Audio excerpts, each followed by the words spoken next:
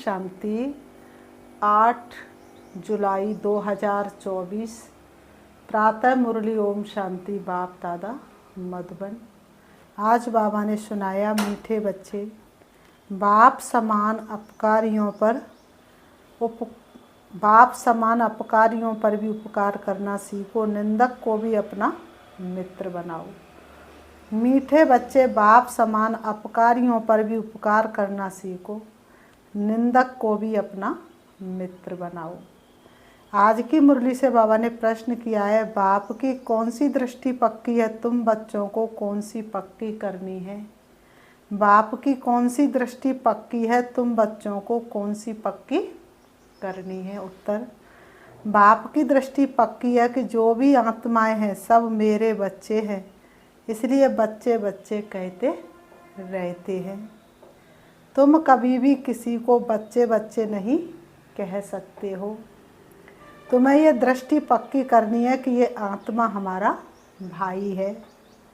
भाई को देखो, भाई से बात करो, इससे रूहानी प्यार रहेगा। किरमिल ख्यालात खत्म हो जाएंगे। निंदा करने वाला भी मित्र बन जाएगा। बाबा ने कहा, निंदा करने वाला भी क्या बन जाएगा, मित्र बन जाएगा।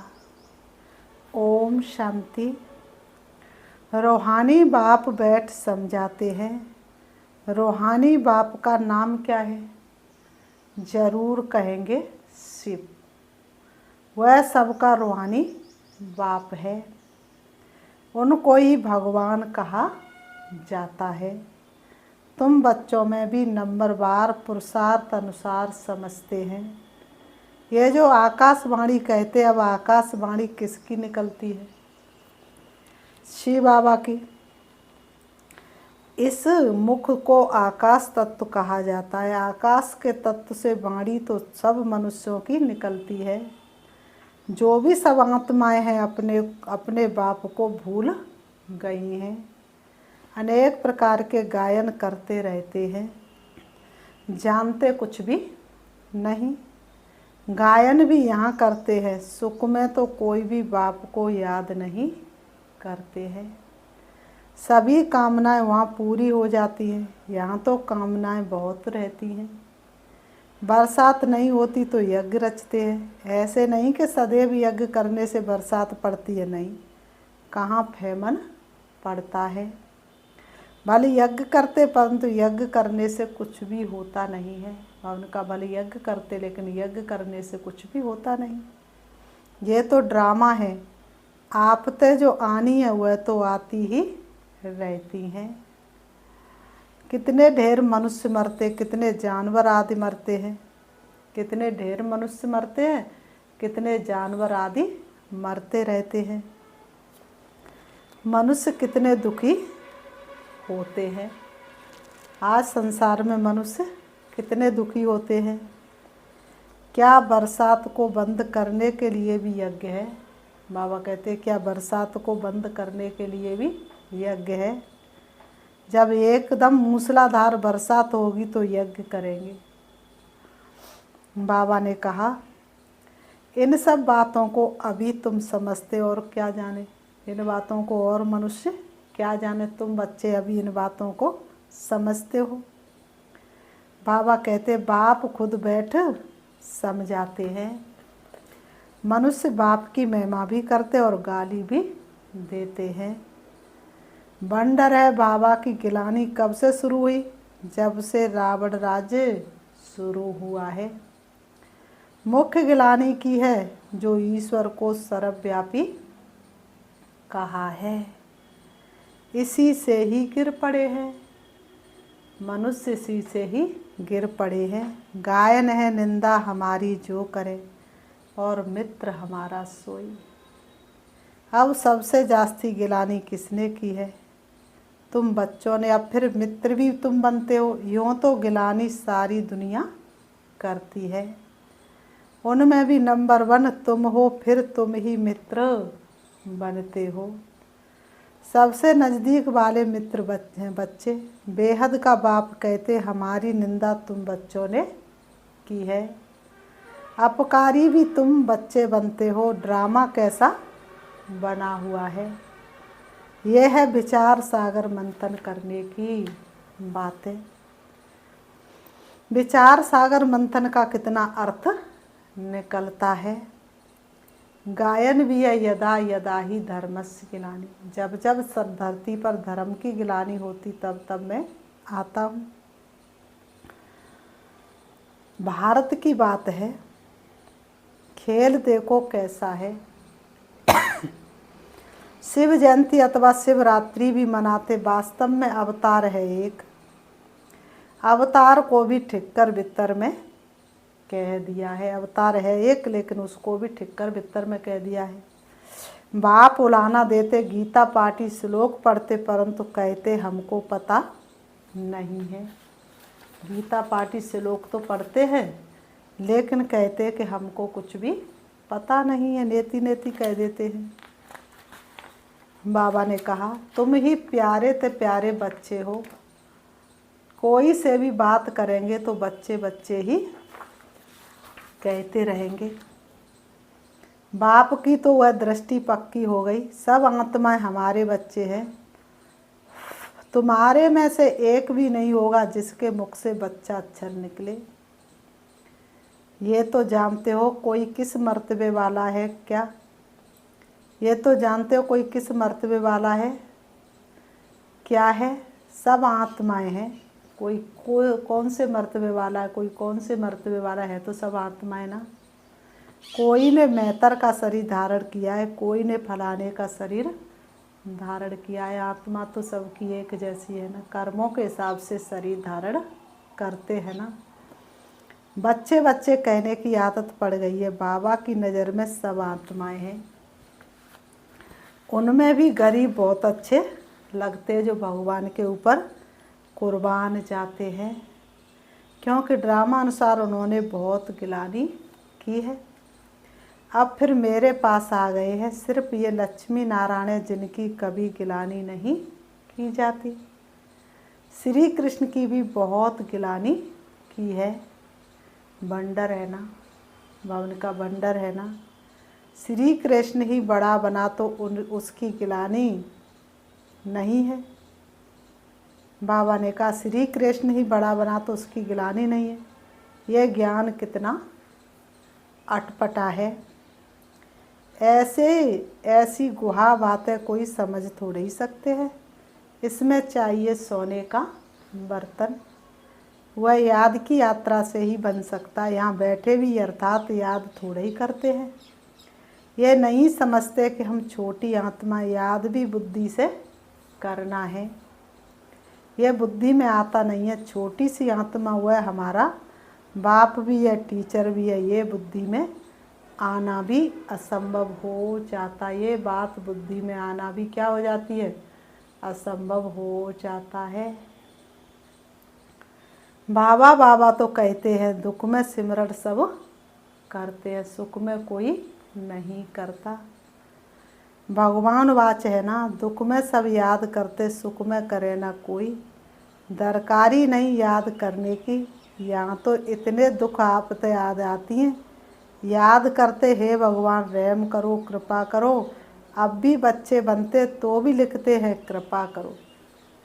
बाप को जान लिया, पहचान लिया, समझ लिया, बच्चे बन गए और अब क्या कह रहे? कृपा करो। तो इसका मतलब है कि तुम्हारे पहचानने में कोई कमी है क्या? अर्थात निश्चय में कोई कमी है क्या? अपने ऊपर बाबा ने कहा शक्ति दो, रहम करो। बाबा लिखते शक्ति आप ही योग बल से ले लो। अपने ऊपर कृपा रहम आप ही करो। अपने को आप ही राज तिलक दो। युक्ति बताता हूँ कैसे दे सकते हो। टीचर पढ़ने की युक्ति बताते हैं। स्टूडेंट का काम है पढ़ना, डायरेक्शन पर चलना। टीचर कोई गुरु थोड़ा ही है जो कृपा आशीर्वाद करे। जो अच्छे बच्चे होंगे वह दौड़ेंगे। हर एक स्वतंत्र है, जितना दौड़ी लगानी है वह लगाए। बाबा कहते सबके हाथ में चाबी है। बाबा ने कहा खजाने पर कोई पैरा नहीं है। बाबा ने कहा चाबी कोई अपने हाथ में नहीं रखी है, जितना लेना चाहो ले सकते हो। याद की यात्रा की ही दौड़ी है। एक एक आत्मा इंडिपेंडेंट है, भाई बहन का भी नाता छुड़ा दिया है, अपने को आत्मा भाई भाई समझो। बाबा ने कहा भाई भाई समझो, फिर भी किरमिलाई छूटती नहीं है, वह अपना काम करती रहती है। इस समय मनुष्यों के अंग सब किरमिल है। किसको लात मारी घूंसा मारा तो किरमिल अंग हुआ ना, क्रोध में आकर के लात मारी घूंसा मारा तो किरमिल हुई ना। अंग अंग किरमिल है, वहाँ कोई भी अंग किरमिल नहीं होगा। यहाँ अंग अंग से किरमिल काम करते रहते हैं। सबसे जास्ती किरमिल अंग कौन सा है? आँख है। बेकार की आस पूरी नहीं हुई तो फिर हाथ चलाने लग पड़ते हैं, मारना शुरू कर देते। ये कैसी बुरी दुनिया है। पहले पहले है आँखें, तब सूरदास की भी कहानी है। आँखों से देखा किसी बहन को तो दृष्टि चंचल हुई तो आँखें ही फोड़ दी। बाबा ने कहा आँखें फोड़ने की ज़रूरत नहीं, चेंज करना है। शिव बाबा तो कोई शास्त्र पढ़ा हुआ नहीं, ये रथ पढ़ा हुआ है। शिव बाबा को तो ज्ञान का सागर कहा जाता है। ये तुम समझते हो कि शिव बाबा कोई पुस्तक नहीं उठाता, मैं तो नॉलेजफुल हूँ, बीज रूप हूँ। ये सृष्टि रूपी झाड़ है, उसका रचयिता है बाप बीज। बाबा समझाते मेरा निवास स्थान मूल वतन में है। अभी मैं इस शरीर में विराजमान हूँ और कोई कह ना सके कि मैं मनुष्य सृष्टि रूपी का बीज रूप हूँ। मैं परम पिता परमात्मा हूँ, कोई कह नहीं सकेगा। सेंसिबल कोई अच्छा हो, उनको कोई कहे ईश्वर सर्वव्यापी है तो झट पूछेगा क्या तुम भी ईश्वर हो। कोई समझदार होगा और उससे कहो कि ईश्वर सर्वव्यापी, तो वो झट पूछेगा क्या तुम भी ईश्वर हो, क्या तुम अल्लाह साईं हो नहीं सकता। परंतु इस समय कोई सेंसिबल नहीं है, अल्लाह का भी पता नहीं, खुद ही कहते अल्लाह हूँ, वह भी इंग्लिश में कहते हैं ओमनी प्रेजेंट। अर्थ समझे तो कभी नहीं कहे, अर्थ समझ में आ जाए तो कभी नहीं कहे। बच्चे अब जानते शिव बाबा की जयंती सो नए विश्व की जयंती, उसमें पवित्रता सुख शांति सब कुछ आ जाता है। शिव जयंती सो श्री कृष्ण जयंती सो दशहरा जयंती, शिव जयंती सो दीपमाला जयंती, शिव जयंती सो स्वर्ग की जयंती। शिव जब आते तभी ये सब कुछ होता है ना। शिव आए तो श्री कृष्ण जयंती, अर्थात शिव ने ही तो श्री कृष्ण बनने की पढ़ाई संपूर्ण बनाया। तो दशहरा जयंती अर्थात रावण मरा, सो दीपमाला अर्थात सबकी ज्योति जगी, सो स्वर्ग, तभी तो स्वर्ग आया। तो बाबा ने कहा सब जयंतियाँ आ जाती हैं, ये सब नई नई बातें बाप बैठ समझाते। ये नई नई बातें कौन समझाते? बाप बैठ समझाते हैं। शिव जयंती सो शिवालय जयंती, वैश्यालय मरंती, सब नई बातें बाप बैठ समझाते हैं। शिव जयंती सो नए विश्व की जयंती, शिव आए तभी तो नई दुनिया आई, नहीं तो पुरानी दुनिया का विनाश कराए, नई दुनिया की स्थापना कौन कराए। चाहते हैं ना विश्व में शांति हो, तुम कितना भी अच्छी रीति समझाते हो जगते ही नहीं है, सोते ही रहते हैं। जागो फिर एक बार, तुम्हें सबको जगाना है।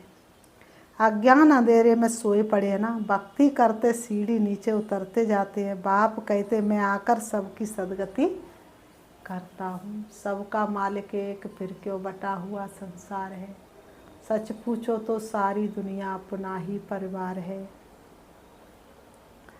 स्वर्ग और नरक का राज तुम बच्चों को बाप समझाते हैं। अखबारें जो तुम्हारी गिलानी करती हैं उनको लिख देना चाहिए। निंदा हमारी जो करे मित्र हमारा सोई, जो तुम्हारी निंदा करता वही तुम्हारा मित्र है। तुम्हारी भी सदगति हम जरूर करेंगे, जितनी चाहिए उतनी गाली दो। दुनिया वालों से कह दो कि हे दुनिया वाले, तुम्हारी भी हम सदगति जरूर करेंगे, तुम्हें जितनी गाली देनी है उतनी दो। ईश्वर की गिलानी करते हमारी की तो क्या हुआ, तुम्हारी सदगति हम जरूर करेंगे। नहीं चाहेंगे तो भी नाक से पकड़कर ले जाएंगे। बाबा कहते हैं खुशी से जाएंगे तो पाप कट जाएंगे, और मजबूरी में जाएंगे तो सिर पर बोझा जाएगा तो सज़ा खानी पड़ेगी। डरने की तो बात नहीं, जो कुछ करते कल्प पहले भी किया है, हम भी के तो सबकी सदगति करेंगे। अच्छी तरह से समझाना चाहिए। अबलाओं पर अत्याचार तो कल्प पहले भी हुआ था। ये बच्चे भूल जाते, बाप कहते बेहद के बच्चे सब हमारी गिलानी करते हैं। सबसे प्यारे मित्र बच्चे ही लगते हैं। बच्चे तो फूल होते हैं। बच्चों को माँ बाप चुम्बन करते हैं, माथे पर चढ़ाते। गोद में जिस माँ के जन्म लिया जट बैठा बाप के कंधे पर, उनकी सेवा करते हैं। बाबा भी तुम बच्चों की सेवा करते हैं। अभी तुमको ये नॉलेज मिली हुई है जो तुम साथ ले जाते हो। जो नहीं लेते उनका भी ड्रामा में पार्ट है। वही पार्ट बजाएंगे, हिसाब किताब चुकतू कर घर चले जाते हैं। स्वर्ग तो देख न सके, सब थोड़े ही स्वर्ग देखेंगे। ये ड्रामा बना हुआ है। पाप खूब करते हैं, आएंगे भी देरी से। तमो प्रधान बहुत देरी से आएंगे। ये राज भी बहुत अच्छा समझने का है। अच्छे अच्छे मारती बच्चों पर भी गृहचारी बैठती है तो झट गुस्सा आ जाता है। फिर चिट्ठी भी नहीं लिखते। बाबा भी कहते कि उनकी मुरली बंद कर दो। चिट्ठी नहीं लिखते, बाबा कहते उनकी मुरली बंद कर दो, क्योंकि गृहचारी बैठ गई ना। ऐसे को बाप खजाना देने से, ऐसे को बाप खजाना देने से फ़ायदा ही क्या। ऐसे को बाप का खजाना देने से फ़ायदा ही क्या। फिर कोई की आंख खुले तो कहेंगे भूल हुई, कोई तो परवाह नहीं करते। इतनी गफलत नहीं करनी चाहिए। ऐसे बहुत ढेर है, बाप को याद भी नहीं करते हैं। कोई को आप समान भी नहीं बनाते। नहीं तो बाबा को लिखना चाहिए, बाबा हम हरदम आपको याद करते हैं। कई तो फिर ऐसे जो सबका नाम लिख देते, फलाने को याद देना। ये याद सच्ची थोड़ी है, झूठ चल ना सके। अंदर दिल खाती रहेगी। बच्चों को पॉइंट तो अच्छी अच्छी समझाते रहते। दिन प्रतिदिन बाबा गुआ बातें समझाते रहते हैं। दुख के पहाड़ गिरने वाले हैं। सतयुग में दुख का नाम नहीं। अभी है रावण राज्य, मैसूर का राजा भी रावण आदि बनाकर दशहरा बहुत मनाते हैं। राम को भगवान कहते, राम की सीता चोरी हुई। अब वह तो सर्वशक्तिवान ठहरा, उसकी चोरी कैसे हो सकती। वह तो सर्वशक्तिवान ठहरा, उसकी सीता चोरी कैसे हो सकती है। ये सब है। बाबा ने कहा अब बताओ, राम को राजा बताते हैं। आज एक साधारण किसी की स्त्री चोरी कर लो तो बताओ, तो भी हंगामा मच जाए, कोई चोरी कर ना सके। और राम को राजा बताते तो राम राजा की चोरी कैसे हो सकती है। तो बाबा ने कहा ये भी झूठी बात है। तो ये भी अंधश्रद्धा। इस समय हर एक में 5 विकारों की गंदगी है। फिर भगवान को सर्वव्यापी कहना ये बहुत बड़ा झूठ है। फिर भगवान को सर्वव्यापी कहना ये बहुत बड़ा झूठ है। तब तो बाप कहते यदा यदा ही धर्मस्य ग्लानि। मैं आकर सचखंड सच्चा धर्म स्थापन करता हूँ।